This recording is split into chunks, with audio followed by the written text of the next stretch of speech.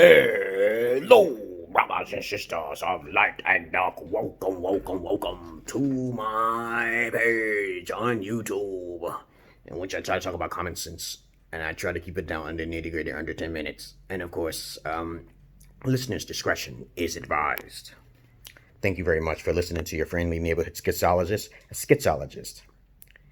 It's a neologism. Okay, it's a new word term coined. I made up. Okay, I may be mispronouncing that word, but it's, of course, I create my own definitions, just like everybody always creates their own definitions. And life goes on. Things evolve. But of course, if you have any comments, questions, insults, or roast you put it down below. And neologisms. I think it's called neologisms. Neologisms, okay. But of course, white people do it often, and they put it in dictionaries.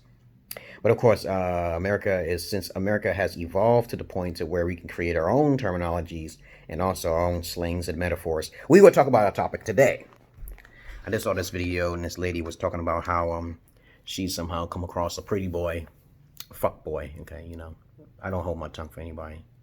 Who basically told him how he wanted to marry a virgin. No boys don't really talk like that. Okay.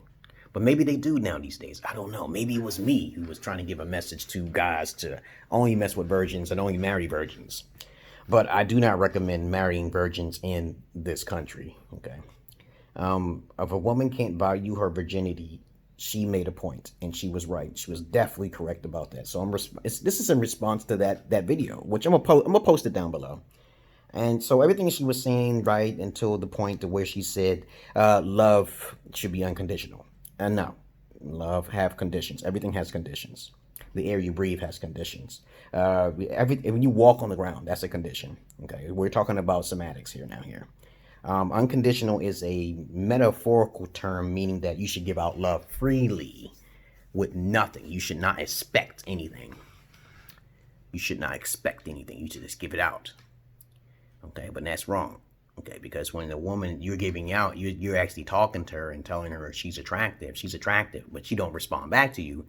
That's not fair, right? So love does have its conditions. But that's the only thing I wanted to say about that video, okay? But it's very important that women keep their virginity until she gets herself together first. This is very important. I teach my daughters this. I'm a great father, more than most of you guys out there. I'm boasting, because I did my research. I talked to countless women, and I've been with their kids. I've seen their daughters and their sons grow up, and you haven't. So I'm being a little arrogant about that, and I'm not being a pompous ass. I'm just trying to tell you. Lots of times when fathers have daughters, half the time they don't know how to raise them. The first mistake that most fathers make, okay, is when they put them in public school. You do not put your kid, how a great responsible parent is going to automatically throw their kid in fucking public school. And you trust them motherfuckers, right? You trust them with the vaccination. Sure. But I'm not going off the topic here. I'm just trying to prove my point here, okay? So if women learned how to know how to love by their fathers, but we have so many single mothers out there.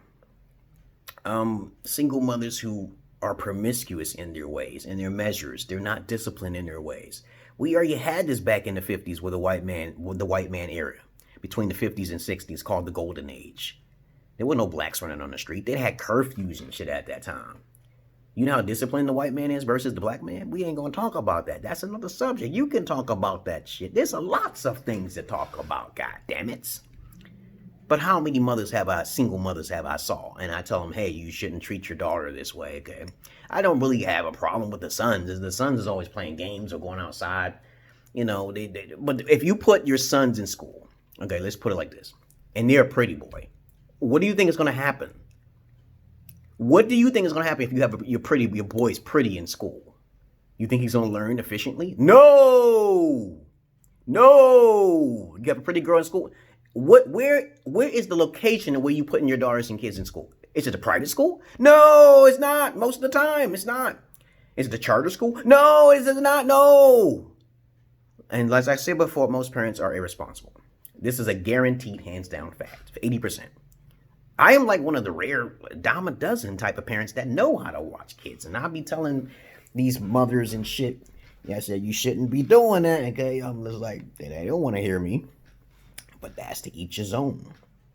So the moral of this video is that everything has conditions, to correct her in her video. And also, it is important to build yourself up and not cast blame on any man. Because most of the time, it's the woman's, it comes down to the woman's decision to open her legs. So her decision comes from how she was raised. You focus on that there first. That's what Bill Cosby tried to do this. He was talking about this in the universities. That's why a lot of white women got together and said, no, we can't have that. We don't want him. You know, so they got him in jail and shit. Yeah, they get him on some chumped up charges, and that will go for anybody. That's why I stay away from women and all sorts of people all together. I don't even be around. And plus, I'm schizo. Okay, so who listens to a fucking schizo? Who listens to a Jesus man? Nobody. All right, so I'm like, okay, so these women and people in general will blame the strongest alpha male out there, which didn't even have an education himself because he was raised by a single mother. Okay, so you gonna blame the white man? I don't think you should. That's not a wise decision, because people don't even know that there are more superior races other than white people in this world. They just don't know that. They don't go down the rabbit hole. Okay? Do you think that white people is just gonna keep up staying disciplined all the time when they see all these beautiful races that they can't exterminate because they love them? Think about the conundrum about that. Okay? So anyway, that's all I really wanted to say about the video. I'm going to post it down there, copy and paste it and shit. I'm also going to make a video about determining what types of people in this world are gods and those who are not. I believe everybody's God and everything is a God. You know, it's a metaphor. You understand what I'm saying? Scientifically speaking, okay? But there's a test that I took a little while ago, and it was called the Myers-Briggs test. And I was basically an ENTJ, okay? Okay, thinking judgmental individual, okay? And I was basically saying I'm an extrovert and an introvert at the same time, but I'm more introverted, okay? So I want to make a test. I want to improve on the test through years and years of research and documentation, because I'm like Sigmund Freud and shit and Carl Jung. Because I like those individuals, okay? Socrates and Greek philosophers, mathematicians. I love all that type of stuff. I love education, and don't get me wrong, I don't pull no punches and shit when it comes to that. But when it comes down to basic understanding of eugenetics, which most people tend to avoid because of this paranoid, delusional thing about racism, okay? I gotta make a test, okay? And if you pass the test, you're good. You're Emerald Pill. If you don't pass the test, you're just the fleek of the flock. You're just sheep. You're moth to fucking flame. Okay, because I gotta find like-minded people like myself, because there's not a lot of people like me. I'm like the 1%ers. You may have heard the 5%ers. You may have heard of okay, the agnostics. Okay, but me, I try not to dwell in the scientific department.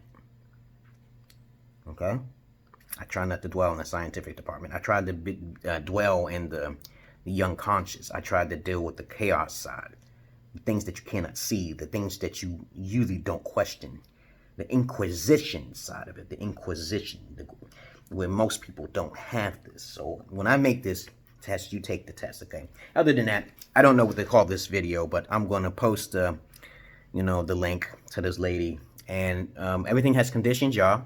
Women need to keep their legs closed. The world will be a better place. And men need to be more strict and more designed to be more disciplined, and then the world will be a better place too. We can still have fun, but it should be monitored, screened, and approved before something gets out of hand. Okay, and when things get out of hand, we got men turning into women, and people calling themselves cats. People will call themselves dogs, or they'll probably call themselves a heater, a radiator. Okay. Because I don't like these little spliced off terms, asexual. I'm a sapiosexual, by the way. I'm turned on by intellectual properties. I do like short females, dark-skinned females and shit. I got my preference, but I'm like, if she's like stupid, I'm like, I'd rather keep her in that country. Okay, you understand what I'm saying? You keep her in that country so she won't get any ideas to try to step me and shit. And plus, I believe in polygyny, okay? So that's another subject altogether. Peace.